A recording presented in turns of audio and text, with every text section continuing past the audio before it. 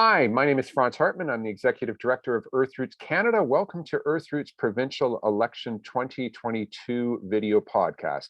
It's Thursday, April 28th, and joining me once again is Gord Miller, Earthroots Board Chair and former Environmental Commissioner of Ontario from 2000 to 2015. Hello, Gord. Hi. So, to first-time viewers, welcome. Once you've finished viewing this podcast, check out our first podcast, which is available at the Earthroots Coalition YouTube site. To those of you who already saw last week's podcast, welcome back. Every week until Election Day on June 2nd, we'll be addressing a question that we think voters who care about the environment are probably asking themselves. And then we're going to focus on an environmental issue that's been in the media over the past week to get Gord's perspective. And in the last few minutes, Gord will answer a question submitted by a viewer. Okay, so let's start. Today's episode focuses on this question: are endangered species in Ontario being protected?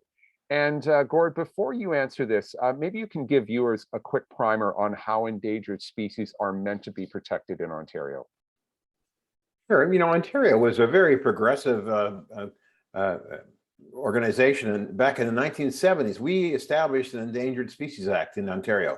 It was only one, I think, the second in the world. It was, very progressive at the time, and it's just as pretty straight. The essence of it's pretty straightforward. You list what species are endangered or threatened, which is one step down, or species of concern, which in other words, step down, and then you pass a law that says you can't kill or damage an endangered or threatened species or damage their habitat. Sounds fairly straightforward.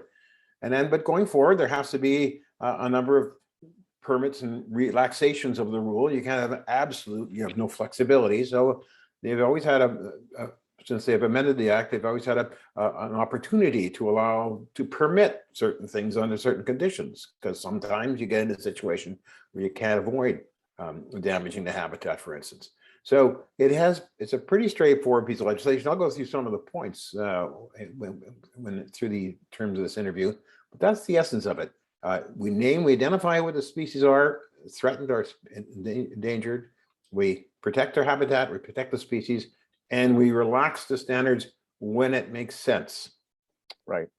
So I would imagine, 20 years ago, when you had just started as Environment Commissioner, this protection of our biodiversity was pretty important. Today, in 2022, it's even more important because of the climate crisis and, because of the rapid development that's taking place, for example, in Southern Ontario and the Greater Golden Horseshoe, even in Northern Ontario. I see that the Auditor General issued a report last November where the Auditor General discussed how the government is administering the Endangered Species Act. What did the Auditor General say in the report? How is the government doing? Well, they're not doing very well, and in a pretty damning report. It's on the Auditor General's website, and anybody who's interested should have a look. It's a little bit long, but boy, it goes right to the heart of the problem. Just for instance, right off the bat, in endangered species. Well, the first thing, what are the endangered species? Well, there's a committee of scientists in Ontario. It's called CSIRO, the Committee on the Status of Species at Risk in Ontario. And it's scientifically, they're supposed to list and review the list of species that may be endangered and identify to the government, these are the endangered species. And, not surprisingly, over the years, that species list has been growing as climate change and all the impact of development has increasingly puts pressure on our biodiversity. But, there was no new species listed at all in the years 2019 and 2020. And you might say, well, that must be good news. Well, not really. There was no new species listed because the government hadn't appointed enough people to the committee. People retire, but nobody replacement. And so they didn't have enough for a quorum. So they couldn't legally identify any new. That doesn't mean there weren't new species, there were. But for 2 years, they couldn't get a quorum. They weren't allowed to meet and actually give the government these recommendations. That should give you the flavor of what was going on. As well, CSIRO has been denied the technical support or funding it needs to make these kinds of decisions. They're technical decisions, scientific decisions. It takes a little bit of time and work, but no money and no support. And so the government has been frustrating. I think the auditor's report reveals on every level, the government has been frustrating the intent of the Endangered Species Act and the mechanisms which are supposed to protect the species. For instance, one of the things when you would get a species identified, there's supposed to be by law, there's supposed to be a recovery strategy produced. Well, I mean, and actually a scientific document say, here's how you would go about improving things for this endangered species. Well, guess what? The government has been failing to meet its responsibilities to complete all the recovery strategy on time. So not only aren't new species listed, ones that are listed some of them aren't getting the recovery strategies promptly. And then we get to things like these permits I mentioned, or these approvals, as the category saying, well, there's sometimes you have to apply for an approval because you just maybe can't avoid, doing some damage to habitat or whatever. Well, one would think that those approvals would be done with some care and with some review. Well, as it turns out, they just changed the law to say, well, there's automatic conditional exemptions. So when you just say, oh, it's automatic, 96% of the approvals given in 2020 were automatic. There no review, no nothing, just, oh, you sign the paper, file a form, it's automatic, you get your approval, go damage the habitat, impact the species directly, kill the species. It's approved because it fell into these categories of usually industrial uses, that sort of thing. And at one time you would expect that there be some care, some review. Somebody technically competent might say, well, at least look at this thing. Is there a better way of doing it? No, automatic, 96% approved. Well, then what about enforcement? What about the clear cases where somebody kills some endangered species or destroys their habitat without approval, without enforcement? Well, you wouldn't know because, well, there basically hasn't been any enforcement. And since 2019, according to the auditor's report, there have been 0 fines levied and only 2 charges. Well, it could be that there's a huge wave of compliance and obedience to the law in Ontario, but I kind of suspect that there have been many more violations than is evident by the fact that there's only 2 charges and no fines levied in a 2-year period. And of course, that's not surprising because there are no inspectors and no inspections done. There's not, so company gets approval to do some kind of project which will damage habitat.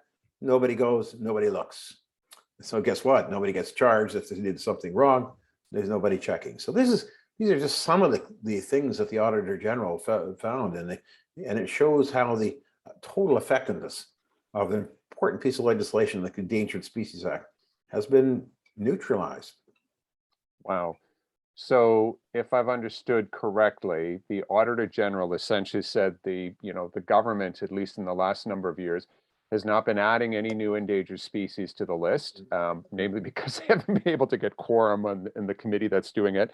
They're essentially not reviewing any real exemptions. They're just passing them through.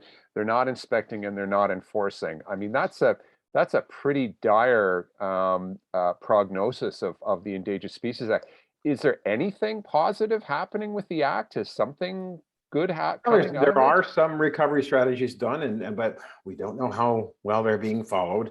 So, I mean, I don't want to say there's nothing done. There are, and of course, there are some sincere and dedicated people within certain operations in the government that try to do their best. But basically, it's an exercise in frustration. And the most important thing is nobody's checking. Remember they eliminated the office of the environmental commissioner a few years ago, and that was when I was environmental commissioner. One of my jobs was to report to the legislature on things like this. How well is the government fulfilling their obligations under this legislation? Well, now except the Auditor General. I'm full kudos to the Auditor General for issuing this report, but they can't do this every year. I mean, the Auditor General gets around to different legislation because they have a big job to do. So it will be some years before they get back here to check again. So there's no ongoing oversight. There's no one checking. So if you ask me, how are we doing in protecting endangered species in Ontario? I give you an honest answer. Nobody knows. Yeah. In other words, the Endangered Species Act has become almost an endangered species. That's a good point. So with that in mind, and given the fact that we've got an election coming up in a month and change, what can people do to get the government to do its job in protecting our biodiversity?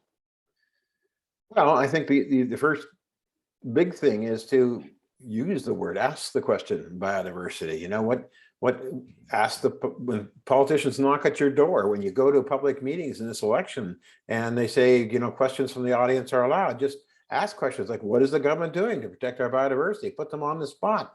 What is your plan, Mr. Politician or Mrs. Politician, Miss Politician, whatever?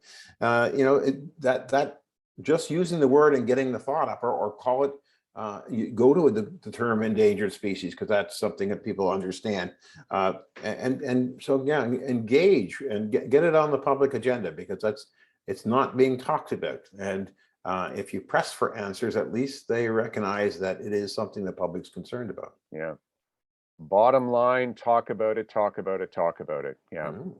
Okay, well, let's move on to a discussion now of an environmental issue that's been in the news this week. On Tuesday, CBC ran a story about the Ontario Beekeepers Association reporting major losses of up to 90% of their colonies. And the report says it was mostly due to the deadly Varroa mites. Obviously, I can't imagine that this will become an election issue, but I suspect that you have thoughts about how it's related to the election and to some of the other activities that have been taking place in the province over the last few years.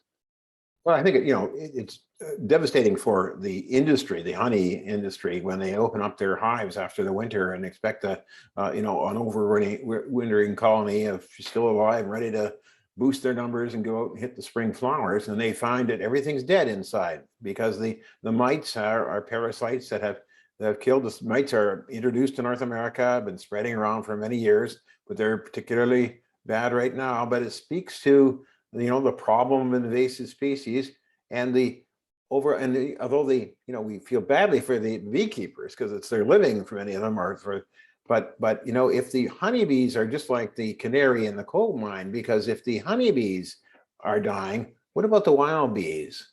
What about other insects? And in fact, it's bigger than the Varroa mites. It's bigger. It involves these pesticides like neonicotinoids and various other disruptors that are affecting not only honeybees, but wild bees and all sorts of natural insects that you know, are very important in the ecosystem, notwithstanding the bees that pollinate everything and give us you know, some of our agricultural crops require pollination.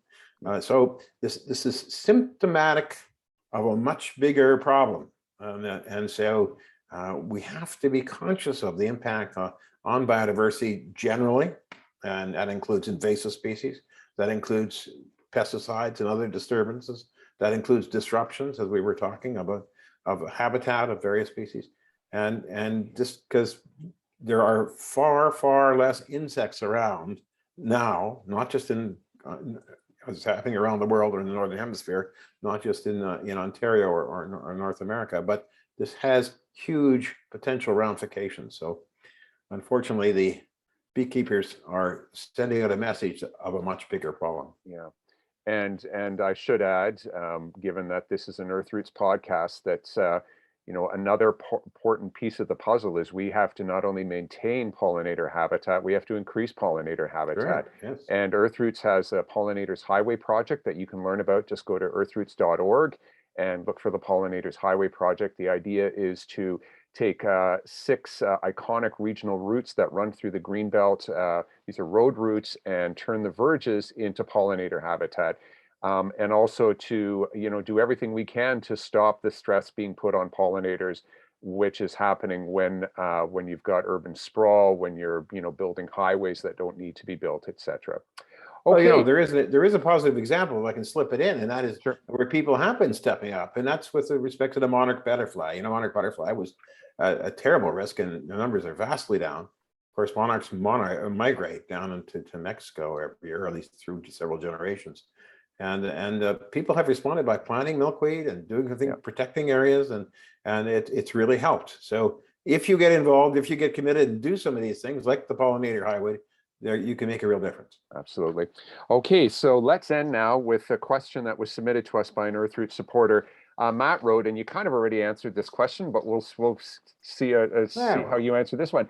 When candidates come knocking at my door asking for my vote, what environmental issues should I ask them about? What would Well, you do, Mr. Miller, if candidates came I'd knocking start on by your saying, door? why is it that this government refuses to tell the public what it's up to in planning and posting on the environment registry, and letting them participate in discussions about the activities of the government that affect the environment? This government has been hiding from the public and keeping, we Earthroots had to take the government to court over Bill 197. I mean, that's one just a good example because they failed to allow the public to participate in environmental decision making as is required by law. And so that's something you can call them to task, put them on the spot if they're a member of the government, right? But even if they're opposition, so what's your party going to do about it if you get in instead of the one that's in there now? But we talked the other things, the biodiversity, the climate change, issue. The part that's not being discussed is climate change adaptation. What about the effect on, the climate is changing and it's affecting culverts under our roads and bridges and flooding and forest fires in the north, and it's all these things. What are you doing about adaptation? The government has to adjust its programs for the new reality of the climate and I don't hear them talking about it at all. So there's another thing you could hit them on the doors with. So Matt, lots of things to talk about with your candidates. The important thing is you talk to them about it. So yes. Well, that's it for our April 28th Provincial Election 2022 video podcast. We hope you enjoyed it, and more importantly, that you learned something useful. If you did, please share this link with your friends and family. Gord, thank you. We'll be back next week. In the meantime, if you have any questions or comments, reach out to us via our social media channels or send me an email at franz, F-R-A-N-Z, @earthroots.org. Thank you so much for watching. Thank you.